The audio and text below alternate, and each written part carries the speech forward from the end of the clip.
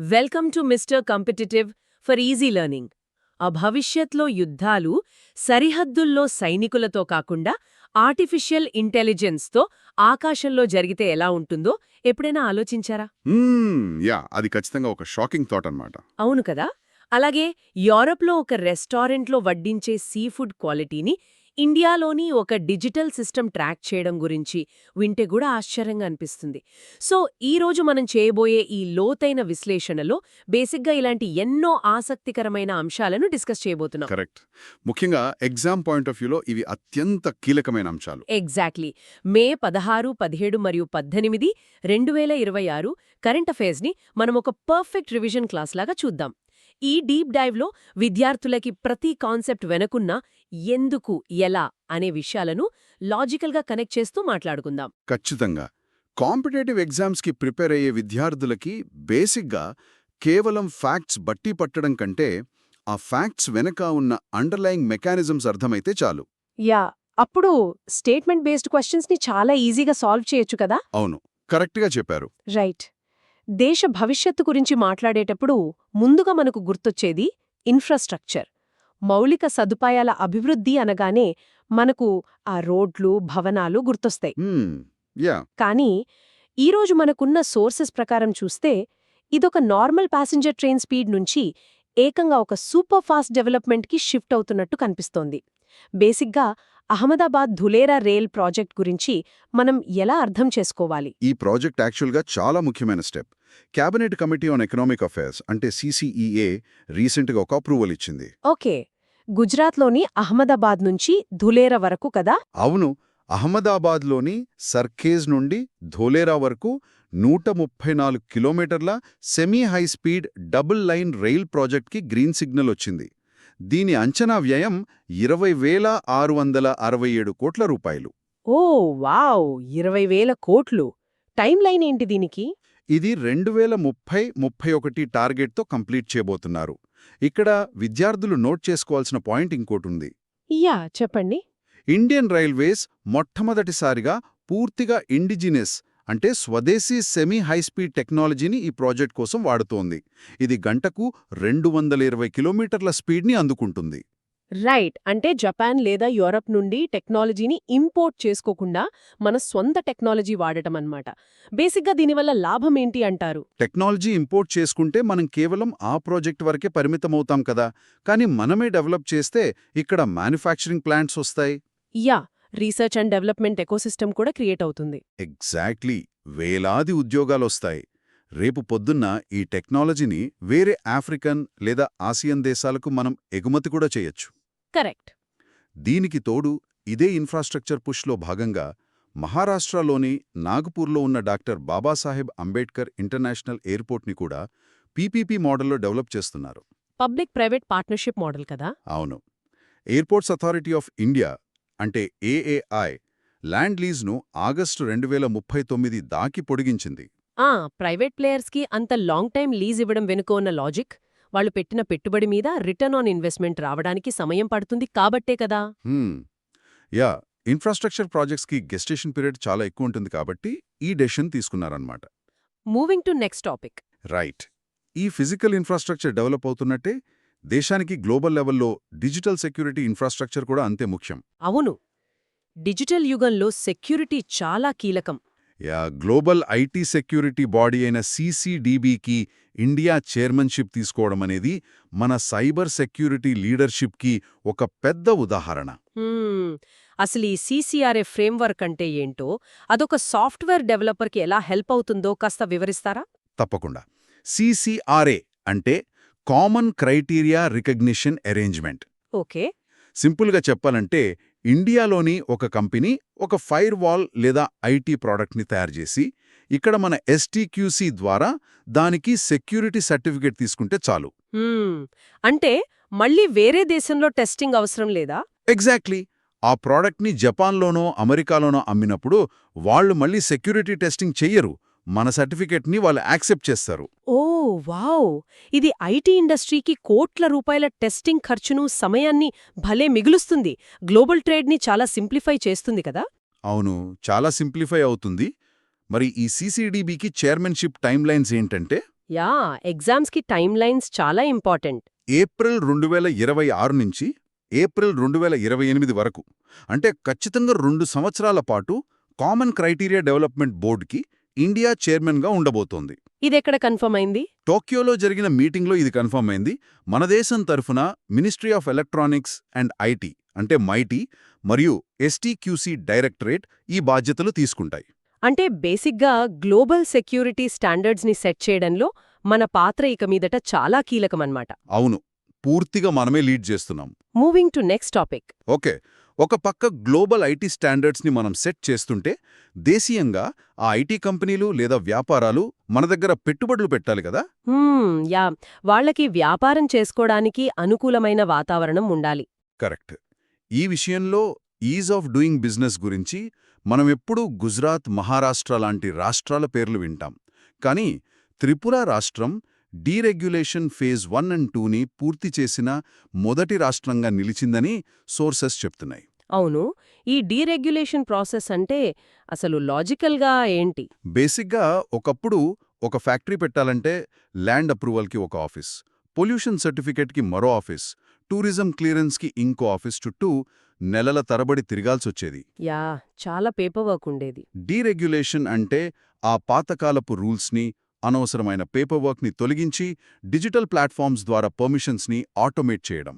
Okay, so Tripura ఇందులో record create చేసిందా? అవును, త్రిపుర రాష్ట్రం ఇండియాలోనే మొట్టమొదటిసారిగా గవర్నమెంట్ గుర్తించిన 51 ప్రయారిటీ ఏరియాస్లో ఈ ప్రాసెస్ని కంప్లీట్ చేసింది. ఈ ఫేజెస్ యొక్క టైమ్ లైన్స్ ఎగ్జామ్స్కి ఇంపార్టెంట్ అనుకుంటా. ఖచ్చితంగా. ఫేజ్ 1 ఫిబ్రవరి 2025లో మొదలై 23 ఏరియాస్ని కవర్ చేసింది. మరి ఫేజ్ 2 ఎప్పుడు జరిగింది? ఫేజ్ 2 జనవరి 2026లో మొదలై మిగిలిన 28 ఏరియాస్ని కవర్ చేసింది. ఈ టెక్నాలజీ డ్రివెన్ గవర్నెన్స్ వల్ల కరప్షన్ తగ్గుతుంది, ఇన్వెస్టర్స్కి కాన్ఫిడెన్స్ వస్తుంది కదా? నిజమే. నార్త్ ఈస్ట్ రాష్ట్రాల్లో ఇలాంటి డెవలప్మెంట్ జరగడమనేది రీజనల్ ఎకనామిక్ బ్యాలెన్స్కి చాలా ముఖ్యం. Moving to next topic. Right. అయితే ఒక దేశం ఆర్థికంగా ఎదుగుతోంది అంటే ఆ సంపదని, ఆ ఎకనామిక్ ఇంట్రెస్ట్ని ప్రొటెక్ట్ చేయడానికి బలమైన రక్షణ వ్యవస్థ ఉండాలి కదా. యా, డిఫెన్స్ చాలా కీలకం. మన ఆర్మీ మరియు నేవీ మధ్య రీసెంట్గా ఒక మెమొరాండమ్ ఆఫ్ అసోసియేషన్ అంటే MOA జరిగింది కదా. అవును. జనరల్గా మనకి సాయుధ దళాలన్నీ ఒకటే కదా అన్న ఫీలింగ్ ఉంటుంది. మళ్ళీ స్పెషల్గా ఆర్మీ నేవీ మధ్య అగ్రిమెంట్ ఎందుకు జరిగింది? ఇది చాలా ప్రాక్టికల్ క్వశ్చన్. ఒకప్పుడు యుద్ధాలు కేవలం భూమి మీదో, సముద్రంలోనూ విడివిడిగా జరిగేవి. అంటే ఎవరి ఆపరేషన్స్ వాళ్ళవి అన్నమాట. అవును, ఆర్మీ వాళ్ల పని వాళ్ళు, నేవీ వాళ్ల పని వాళ్ళు చూసుకునేవాళ్లు. కానీ మోడర్న్ వార్ఫేర్ అలా లేదు. దీన్ని మల్టీ డొమైన్ ఆపరేషన్స్ అంటారు. ఓ, మల్టీ డొమైన్ అంటే ఒకేసారి అన్ని చోట్ల దాడులు జరుగుతాయా? ఎగ్జాక్ట్లీ. ఒకేసారి భూమి, ఆకాశం, సముద్రం మరియు సైబర్ స్పేస్లో దాడులు జరుగుతాయి. అలాంటప్పుడు ఆర్మీ స్ట్రాటజీ నేవీకి, నేవీ ఆపరేషన్స్ ఆర్మీకి స్పష్టంగా తెలియాలి. వాళ్ల మధ్య సమాచార మార్పిడి సెకండ్ల వ్యవధిలో జరగాలి గదా. ఒక టీంలోని ఇద్దరు బెస్ట్ ప్లేయర్స్ కోఆర్డినేట్ చేసుకున్నట్టన్నమాట. Perfect analogy. ఆ కోఆర్డినేషన్, ఆ జాయింట్నెస్ కోసమే ఈ MOA. అంటే ఒక ఎమర్జెన్సీ వస్తే డెసిజన్ మేకింగ్ ప్రాసెస్లో ఉన్న బాటిల్ నెక్స్ని తీసేయడమే దీని ఉద్దేశ్యం. దీనిపై ఎవరు సంతకాలు చేశారు? న్యూఢిల్లీలో జరిగిన ఈ కార్యక్రమంలో ఇండియన్ ఆర్మీ తరఫున adjutant general lieutenant general VPS Kaushik సంతకం చేశారు. మరి నేవీ తరఫున? ఇండియన్ నేవీ తరఫున chief of personnel vice admiral Gurucharan Singh సంతకాలు చేశారు. ఓకే, మన టెరిటోరియల్ మరియు మ్యారిటైమ్ బాస్కెట్స్ని ఇంటిగ్రేట్ చేయడానికి ఇది చాలా ఫ్యూచర్ రెడీ స్టెప్ అని చెప్పొచ్చు. Moving to next topic. Right. ఈ ఇంటిగ్రేషన్ మరియు కోఆర్డినేషన్ అనేది కేవలం బార్డర్స్కే పరిమితం కాదు, గ్లోబల్ ట్రేడ్లో కూడా చాలా అవసరం. ముఖ్యంగా కాన్ఫ్లిక్ట్స్, టెర్రరిజం లాంటి వాటికి ఫండింగ్ వెళ్లకుండా ఆపడం చాలా ముఖ్యం. కరెక్ట్. ఇక్కడ మనకు కింబర్లీ ప్రాసెస్ మీటింగ్ 2026 గురించి ప్రస్తావన ఉంది. నేను హాలీవుడ్ మూవీస్లో బ్లడ్ డైమండ్స్ అనే పదం విన్నాను. అవును. అసలు ఈ కింబర్లీ ప్రాసెస్కి బ్లడ్ డైమండ్స్కి ఉన్న సంబంధమేంటి? అది కేవలం సినిమాల్లో మాత్రమే కాదు, ఒకప్పుడు ఆఫ్రికా లాంటి ఖండాల్లో అదొక భయంకరమైన వాస్తవం. బ్లడ్ డైమండ్స్ అంటే తిరుగుబాటుదారులు లేదా తీవ్రవాద సంస్థలు కొన్ని వజ్రాల గనులను ఆక్రమించేవాళ్లు. ఓ, ఆక్రమించి ఏం చేసేవాళ్లు?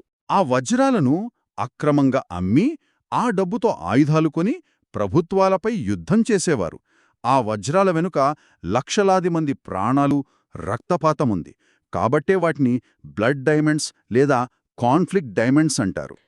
చాలా సీరియస్ ఇష్యూ ఇది. అవును, ఈ అక్రమ రవాణాను ఆపి ఆ వజ్రాలు గ్లోబల్ మార్కెట్లోకి రాకుండా చేయడానికే 2001 సంవత్సరంలో United nations general assembly resolution 55/56 ద్వారా ఈ కింబర్లీ ప్రాసెస్ సర్టిఫికేషన్ స్కీమ్ని స్టార్ట్ చేశారు. కేపీసీఎస్ అంటారు దీన్ని.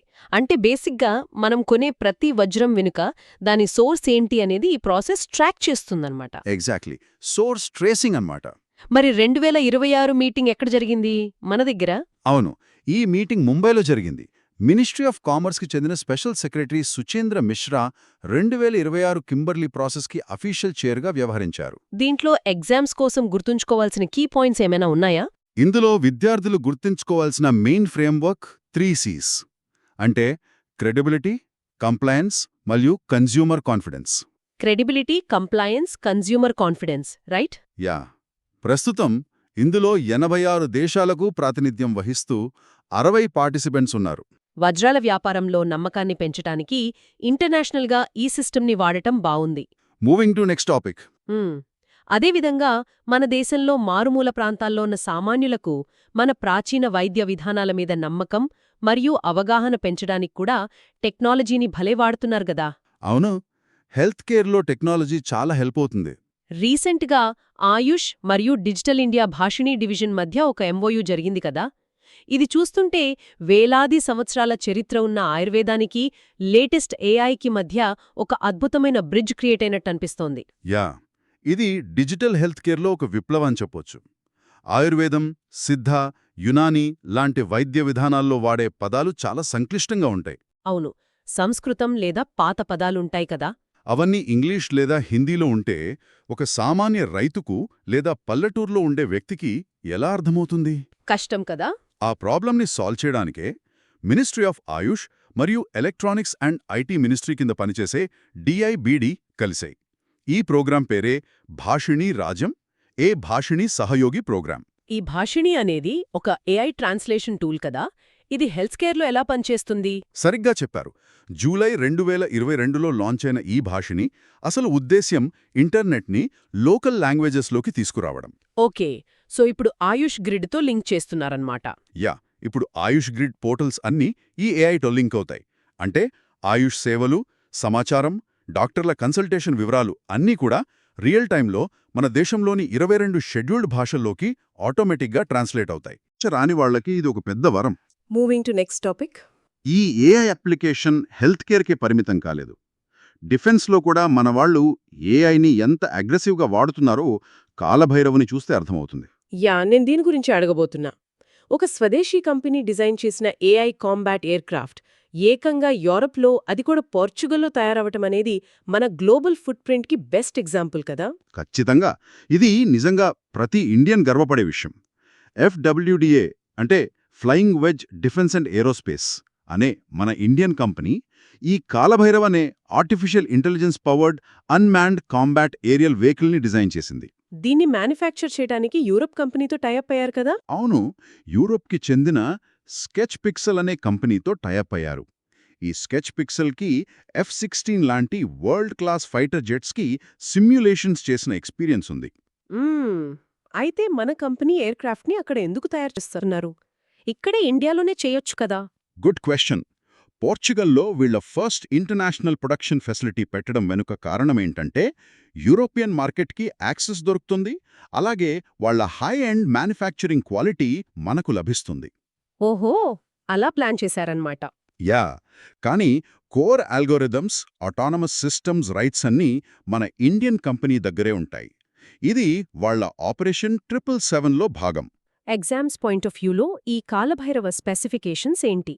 ఇది మేల్ క్లాస్ ఎయిర్క్రాఫ్ట్, అంటే మీడియం ఆల్టిట్యూడ్ లాంగ్ ఎండ్యూరెన్స్. ఇది 3000 కిలోమీటర్ల రేంజ్తో గాలిలో 30 గంటల కంటే ఎక్కువ సమయం పాటు ఆపరేట్ చేయగలదు. 30 గంటలు అంటే చాలా ఎక్కువ ఎండ్యూరెన్స్ కదా. అవును, నిఘా పెట్టడమే కాకుండా స్వయంగా దాడులు చేయగల సామర్థ్యం దీనికుంది. Moving to next topic. Defence టెక్నాలజీతో మన యూరప్ మార్కెట్లోకి వెళ్తున్నట్టే మన సీ ఫుడ్ ఎక్స్పోర్ట్స్ కూడా యూరోపియన్ యూనియన్లో సత్తా చాటుతున్నాయి. యా, మన సముద్ర ఆహార ఎగుమతులు బాగా పెరిగాయి. ఎగ్జామ్ పాయింట్ ఆఫ్ వ్యూలో ఫైనాన్షియల్ ఇయర్ 2025-26 నాటికి యుఎస్ఏ మరియు చైనా తర్వాత ఈయూ మనకి మూడవ అతిపెద్ద సీఫుడ్ ఎగుమతి మార్కెట్గా నిలిచింది అని సోర్సెస్ చెప్తున్నాయి కదా. అవును, థర్డ్ ప్లేస్కొచ్చింది EU. కానీ ఈయూ వాళ్ల ఫుడ్ సేఫ్టీ రూల్స్ ప్రపంచంలోనే అత్యంత కఠినంగా ఉంటాయి కదా. ఒక చిన్న రసాయనమున్నా మొత్తం కంటైనర్స్ని వెనక్కి పంపేస్తారు. మనం వాళ్ల స్టాండర్డ్స్ని ఎలా మ్యాచ్ చేశామంటారు? ఇక్కడే మన దేశం యొక్క ప్రాసెస్ ఇంప్రూవ్మెంట్ గురించి మనం అర్థం చేసుకోవాలి. EU యొక్క డెలిగేటెడ్ రెగ్యులేషన్ EU 2023/905 అనేది ఆహారం కోసం పెంచే జంతువులు, చేపల్లో యాంటీమైక్రోబియల్ వాడకంపై చాలా కఠినమైన రూల్స్ పెట్టింది. యాంటీబయాటిక్స్ వాడకూడదు అని రూల్ కదా. దాన్ని బీట్ చేయడానికి మనవాళ్లు నేషనల్ రెసిడ్యూ కంట్రోల్ ప్రోగ్రామ్ అంటే NRCPని చాలా స్ట్రిక్ట్గా ఇంప్లిమెంట్ చేశారు. ఓకే, అంటే ఆంధ్రలో ఒక రొయ్యల చెరువు నుంచి ప్యారిస్లోని ఒక రెస్టారెంట్కి వెళ్లే వరకు మధ్యలో ఎక్కడా బ్యాన్ చేసిన యాంటీబయాటిక్స్ వాడలేదని మనం ప్రూవ్ చేయగలిగామా? ఎగ్జాక్ట్లీ. ఆ ట్రేసబిలిటీ సిస్టమ్స్ని పటిష్టం చేశాం. ప్రతి కన్సైన్మెంట్కి డేటా మెయింటైన్ చేశాం. అందుకే వాళ్లు సాటిస్ఫై అయ్యి సెప్టెంబర్ 2026 తర్వాత కూడా మన ఆక్వాకల్చర్ ఎక్స్పోర్ట్స్ని కంటిన్యూ చేస్తున్నారు. ఎక్స్పోర్ట్స్ వాల్యూ కూడా చాలా ఎక్కువే కదా. అవును, దీని వాల్యూ సుమారుగా $1.593 బిలియన్. మన మొత్తం సీఫుడ్ ఎక్స్పోర్ట్స్లో ఇది 18.94% వాటా. వావ్! ఎగ్జామ్లో రెగ్యులేషన్ నంబర్ 2023/905 మరియు NRCP ఫుల్ ఫామ్ ఖచ్చితంగా అడిగే అవకాశం ఉంది. Moving to next topic. ఒక పక్క మనం అగ్రికల్చర్, ఆక్వాకల్చర్ ఎక్స్పాన్షన్తో ఎకానమీని పెంచుకుంటున్నాం కదా. కానీ దీనికి పర్యావరణం చెల్లిస్తున్న మూల్యం గురించి UN global forest goals report 2026 ఒక షాకింగ్ నిజం చెప్పింది. అవును, నేను కూడా రిపోర్ట్ చూశాను. ఈ మోడర్న్ యుగంలో అందరికీ గ్యాస్ స్టవ్లు వచ్చేశాయి అనుకుంటున్న టైంలో ఇంకా వంట చెరకు కోసం అడవుల నాశనం అవ్వడం ఏంటండి, ఆశ్చర్యంగా ఉంది. మన చుట్టూ ఉన్న ప్రపంచాన్ని చూసి మొత్తం భూగోళం అలాగే ఉంది అనుకోవడం పొరపాటవుతోంది. న్యూయార్క్లో జరిగిన 21వ UNFF సెషన్లో లాంచ్ అయిన ఈ రిపోర్ట్ ప్రకారం సబ్సహారన్ ఆఫ్రికా మరియు సౌత్ అమెరికా లాంటి ప్రాంతాల్లో పేదరికం వల్ల ఇప్పటికీ వంట కోసం, బొగ్గు కోసం అడవుల్నే నరుకుతున్నారు. ఆహా, అంటే అక్కడ ఇంకా ప్రత్యామ్నాయ ఇంధనాలు లేవనమాట. అవును, దానికి తోడు వ్యవసాయ భూముల విస్తరణ కూడా అడవుల నాశనానికి మరో ప్రధాన కారణం. ఈ రిపోర్ట్లో ఉన్న డేటా చూస్తే నిజంగా భయం వేస్తోంది. దశాబ్ద కాలంలో ఎంత అటవీ ప్రాంతం కోల్పోయాం మనం. UNDESA మరియు UNFF సెక్రటేరియట్ కలిసి తయారు చేసిన ఈ రిపోర్ట్ డేటా ఎగ్జామ్స్కి చాలా ముఖ్యం. గ్లోబల్ ఫారెస్ట్ కవర్ 2015లో 4.18 బిలియన్ హెక్టార్లుంటే అది 2025 నాటికి 4.14 బిలియన్ హెక్టార్లకు పడిపోయింది. అంటే ఏడాదికి సగటున 4.12 మిలియన్ హెక్టార్ల అడవి పోతోంది కదా. ఎగ్జాక్ట్లీ. మరింత బాధాకరమైన విషయమేంటంటే బయోడైవర్సిటీకి గుండెకాయ లాంటి ప్రైమరీ ఫారెస్ట్ని ఈ 10 ఏళ్లలో 16 మిలియన్ హెక్టార్లు కోల్పోయాము. చాలా ఎక్కువే. ఎకనామిక్ గ్రోత్కి, ఎకలాజికల్ బ్యాలెన్స్కి మధ్య ఉన్న ఘర్షణకి ఈ రిపోర్ట్ ఒక అద్దం పడుతుంది. Moving to next topic. పర్యావరణం మాట పక్కన పెడితే బేసిక్గా ఎకనామిక్ గ్రోత్ అనేది దేశ స్థాయిలో ఎలా ఉన్నా అది మైక్రో లెవెల్లో, అంటే చిన్న వ్యాపారాల స్థాయిలో కూడా జరగాలి కదా. ఎకానమీ బేస్ స్ట్రాంగ్ ఉండాలి. ఇక్కడే స్టార్టప్స్ మరియు MSMEల గురించి మాట్లాడుకోవాలి. IDFC ఫస్ట్ బ్యాంక్ వాళ్లు బిజినెస్ మల్టిప్లయర్ మెటల్ క్రెడిట్ కార్డ్ని లాంచ్ చేశారు కదా. చేశారు. నేను గమనించినంతవరకు చిన్న వ్యాపారులు తమ పర్సనల్ క్రెడిట్ కార్డ్స్నే బిజినెస్కి వాడేస్తుంటారు కదా. ఇది స్పెసిఫిక్గా వాళ్లకెలా హెల్ప్ అవుతుందంటారు? మీరు చెప్పింది కరెక్ట్. చాలామంది ఫౌండర్స్ చేసే అతిపెద్ద పొరపాటదే. పర్సనల్ ఖర్చులకి, బిజినెస్ ఖర్చులకి వ్యత్యాసం చూపించరు. అవును, అకౌంట్స్ అన్నీ మిక్స్ అయిపోతాయి. ముంబైలో లాంచ్ అయిన ఈ IDFC కార్డ్ స్పెషాలిటీ ఏంటంటే ఇదొక ఫిక్స్డ్ డిపాజిట్ ఆధారిత క్రెడిట్ కార్డ్. ఎవరైనా బిజినెస్ ఓనర్ కేవలం 50,000 రూపాయల FD చేసి ఈ కార్డ్ని పొందొచ్చు. దీనివల్ల ఆ బిజినెస్కింటూ సపరేట్గా ఒక బలమైన క్రెడిట్ ప్రొఫైల్ బిల్డ్ అవుతుంది. ఓకే, అంటే క్యాష్ ఫ్లోని మేనేజ్ చేసుకోవడానికి ఇది భలే హెల్ప్ అవుతుందన్నమాట. దీంట్లో ఉన్న కీ ఫీచర్స్ ఏంటి? UPI పేమెంట్స్ చేసుకోవచ్చు మరియు స్టార్టప్స్కి అవసరమైన SaaS సబ్స్క్రిప్షన్స్ ట్రాకింగ్ ఫీచర్లు కూడా ఉన్నాయి. Software as a service subscriptions కదా, రైట్? ఎంప్లాయీస్కి సబ్ కార్డ్స్ ఇచ్చి లిమిట్స్ కూడా సెట్ చేయొచ్చు. దీని జాయినింగ్ ఫీజు 1000 రూపాయలు ఉంటుంది, కానీ సంవత్సరానికి 5 లక్షల దాటి ఖర్చు చేస్తే ఆ ఫీజు వేవ్ ఆఫ్ అవుతుంది. బిజినెస్ ఎక్స్పెన్సెస్ని ఆప్టమైజ్ చేసుకోవడానికి ఇదొక స్మార్ట్ టూల్ లాగా ఉంది. Moving to next topic. Domestic business ఓనర్స్కి ఇలాంటి కార్డ్స్ ఉంటే మరి విదేశాల్లో ఉంటూ డాలర్స్లో సంపాదించే ఎన్ఆర్ఐలకి ఎలాంటి టూల్స్ ఉన్నాయో చూద్దాం. యా, ఐసిఐసిఐ బ్యాంక్ మరియు వీసా కలిసి లాంచ్ చేసిన ఫస్ట్ యూఎస్డి డెబిట్ కార్డ్ గురించి నేను సోర్సెస్లో చదివాను. ఇదొక ఫైనాన్షియల్ హ్యాక్ లాగా అనిపించింది నాకు. కరెన్సీ కన్వర్జన్ ఛార్జీలు పడకుండా డైరెక్ట్గా డాలర్స్లో ఖర్చు పెట్టే సదుపాయం కదా. ఖచ్చితంగా ఇదొక గొప్ప ఫైనాన్షియల్ హ్యాక్. గుజరాత్లోని గిఫ్ట్ సిటీలో ఉన్న ఇంటర్నేషనల్ ఫైనాన్షియల్ సర్వీసెస్ సెంటర్ ద్వారా ఇది లాంచ్ అయింది. ఇండియాలో లాంచ్ అయిన మొట్టమొదటి యూఎస్డి డినామినేటెడ్ డెబిట్ కార్డ్ ఇదే. ఓకే, దేంతో లింక్ అయి ఉంటుంది ఇది? వీసా ఇన్ఫినిట్ ప్లాట్ఫామ్ పైన పనిచేసే ఈ కార్డ్ నేరుగా ఐసిఐసిఐ వాళ్ళ యూఎస్డి గ్లోబల్ సేవింగ్స్ అకౌంట్కి లింక్ అయి ఉంటుంది. సాధారణంగా ఒక ఎన్ఆర్ఐ ఇండియాలో అకౌంట్ ఓపెన్ చేసి ఇంటర్నేషనల్ ట్రాన్సాక్షన్స్ చేస్తే చాలా కన్వర్షన్ ఛార్జీలు పడతాయి కదా. ఈ కార్డ్తో ఆ ప్రాబ్లం పూర్తిగా సాల్వ్ అవుతుందా? ఎగ్జాక్ట్లీ. ఇక్కడ మెకానిజం అర్థం చేసుకోవాలి. ఒక ఎన్ఆర్ఐ డాలర్స్ని రూపాయల్లోకి కన్వర్ట్ చేసి మళ్ళీ ఆ రూపాయలతో డాలర్స్లో ఏదైనా కొంటే ప్రతిసారి ఎక్స్చేంజ్ రేట్ ఎఫెక్ట్ పడుతుంది. అవును, ఆ రేట్ డిఫరెన్స్ వల్ల లాస్ వస్తుంది. రూపాయి వాల్యూ తగ్గినప్పుడల్లా వాళ్ళు నష్టపోతారు కదా. పైగా ఇంటర్నేషనల్ ట్రాన్సాక్షన్స్ మీద 3.5% కరెన్సీ మార్కప్ ఫీజు కూడా పడుతుంది. 3.5% అంటే చాలా ఎక్కువే. ఈ కార్డ్ వల్ల డాలర్స్ నేరుగా డాలర్స్ లాగానే ఖర్చు పెట్టుకోవచ్చు. Zero forex markup. Currency volatility risk అస్సలుండదన్నమాట. Moving to next topic. Right. ఈ infrastructure projects, digital systems, financial innovations అన్ని కలిపి దేశ ఆర్థిక వ్యవస్థ మీద ఎలాంటి ఇంపాక్ట్ చూపిస్తున్నాయో మనం మోర్గన్ స్టాన్లీ రిపోర్ట్లో చూడొచ్చు కదా. అవును, వాళ్ళు రిపోర్ట్ చాలా పాజిటివ్గా ఉంది. వాళ్ళు ఇండియా జీడిపి గ్రోత్ అంచనాని ఏకంగా 50 బేసిస్ పాయింట్స్ పెంచారు. అసలు ఈ నంబర్స్ వెనుక ఉన్న ఎగ్జాక్ట్ స్టోరీ ఏంటి? అమెరికన్ బ్రోకరేజ్ ఫర్మ్ అయిన మార్గన్ స్టాన్లీ వాళ్ళ మిడ్ ఇయర్ అవుట్లుక్లో ఫైనాన్షియల్ ఇయర్ 27కి ఇండియా రియల్ జీడిపి అంచనాను 6.2% నుంచి 6.7%కి పెంచారు. ఓకే, 6.7%. అలాగే ఫైనాన్షియల్ ఇయర్ 28కి 7%గా అంచనా వేశారు. ఇది ఎందుకంత ముఖ్యమైన సిగ్నల్ అంటే, ఒక పక్క గ్లోబల్ ఎకనామిక్ గ్రోత్ కేవలం 3.2% వద్ద మందగిస్తోంది. యా, మేజర్ ఎకానమీస్ అన్ని కష్టాల్లో ఉన్నాయి కదా ఇప్పుడు. అలాంటి టైంలో ఇండియా ఇలా డబుల్ స్పీడ్తో పరిగెట్టడం గ్లోబల్ ఇన్వెస్టర్స్కు ఒక బలమైన కాన్ఫిడెన్స్ని ఇస్తోంది. గ్లోబల్గా స్లోడౌన్ ఉన్నా మనం ఎలా గ్రో అవుతున్నామంటారు? దీనికి రీజన్స్ ఏంటి? దానికి 3 ప్రధాన కారణాలున్నాయి. ఒకటి డొమెస్టిక్ కన్జంప్షన్, అంటే మన దేశంలోనే ప్రజల కొనుగోలు శక్తి స్ట్రాంగ్గా ఉండటం. రైట్. 2 క్యాపిటల్ ఎక్స్పెండిచర్ పైన గవర్నమెంట్ భారీగా ఖర్చు చేయడం. 3 ద్రవ్యోల్బణం, అంటే ఇన్ఫ్లేషన్ 4.7% వద్ద స్టేబుల్గా ఉండటం. ఈ 3 మన ఎకానమీకి బలమైన పునాదులు వేశాయన్నమాట. Moving to next topic.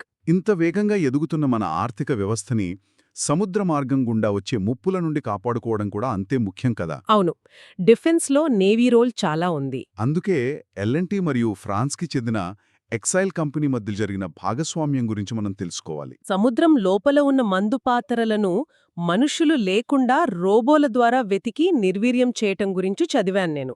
ఇది వినడానికేదో హైటెక్ వీడియో గేమ్ లాగుంది కదా. అవును, వినడానికి అలా ఉంటుంది, కానీ ఇది గేమ్ కాదు. లైఫ్ అండ్ డెత్తో కూడుకున్న చాలా సీరియస్ టెక్నాలజీ. ఇండియన్ నేవీ కోసం అన్మాన్డ్ మైన్ కౌంటర్ మెజర్ సిస్టమ్స్ని డెవలప్ చేయడానికి ఒప్పందం జరిగింది. ఎంసీఎం సిస్టమ్స్ కదా. యా, ఇందులో ఎల్ఎన్టీ ప్రైమ్ కాంట్రాక్టర్గా ఉంటే ఫ్రాన్స్కి చెందిన ఎక్సైల్ టెక్నాలజీ పార్ట్నర్గా ఉంటుంది. నేవీకి సంబంధించిన 12 ఎంసీఎం వెసల్స్ ప్రోగ్రామ్కి ఇది సపోర్ట్ చేస్తుంది. ఒకప్పుడు సముద్రంలో మైన్స్ ఉంటే నావికులు స్వయంగా వెళ్లి డీయాక్టివేట్ చేసేవాళ్లు కదా. ఈ ఆటోనమస్ రోబోట్స్ వల్ల ప్రాణనష్టం ఎలా తగ్గుతుంది? సముద్రపు అడుగున శత్రువులు అమర్చే మైన్స్ని డైవర్స్ లేదా మాన్యువల్ షిప్స్ ద్వారా వెతకడం అంటే ప్రాణాల మీద ఆశ వదులుకోవడమే బేసిక్గా. యా, చాలా రిస్క్ అది. కానీ ఇప్పుడు ఈ ఎక్సైల్ వల్ల ఆటోనమస్ టెక్నాలజీ ద్వారా డ్రోన్స్ లేదా రిమోట్ ఆపరేటెడ్ వెహికల్స్ ఆ మైన్స్ని సేఫ్గా డిటెక్ట్ చేసి, ఐడెంటిఫై చేసి న్యూట్రలైజ్ చేస్తాయి. ఓహ్ వావ్, అంటే అన్నీ వాటంతట అవే చేస్తాయన్నమాట. అవును, దీనివల్ల సైనికులు అసలు రిస్క్ జోన్లోకి వెళ్లాల్సిన పనే లేదు. నావికా దళాల ప్రాణనష్టం 0 అవుతుంది. డిఫెన్స్ రంగంలో ఇది ఒక మ్యాసివ్ టెక్నాలజీ షిఫ్ట్ అని చెప్పాలి. ఈరోజు మనం డిస్కస్ చేసిన ఏవియేషన్ రంగంలోని కాలభైరవ ఏఐ కాంబాట్ ఎయిర్క్రాఫ్ట్స్ని, అలాగే ఇప్పుడు సముద్రంలో మనుషులు లేకుండా పనిచేసే ఈ ఆటోనమస్ రోబోలను గమనిస్తే ఒక విషయం స్పష్టంగా అర్థమవుతుంది. భవిష్యత్లో యుద్ధాలు బార్డర్స్లో తుపాకులు పెట్టుకున్న సైనికులతో కాకుండా ఏసీ ల్యాబ్స్లో కూర్చుని రాసే అల్గారిథమ్స్తోవే డిసైడ్ అవుతాయేమో గదా. పోటీ పరీక్షలకు ప్రిపేర్ అయ్యేటప్పుడు ఎకానమీతో పాటు ఇలాంటి గ్లోబల్ టెక్నాలజీ షిఫ్ట్స్ని లోతుగా అనలైజ్ చేయడం చాలా ముఖ్యం.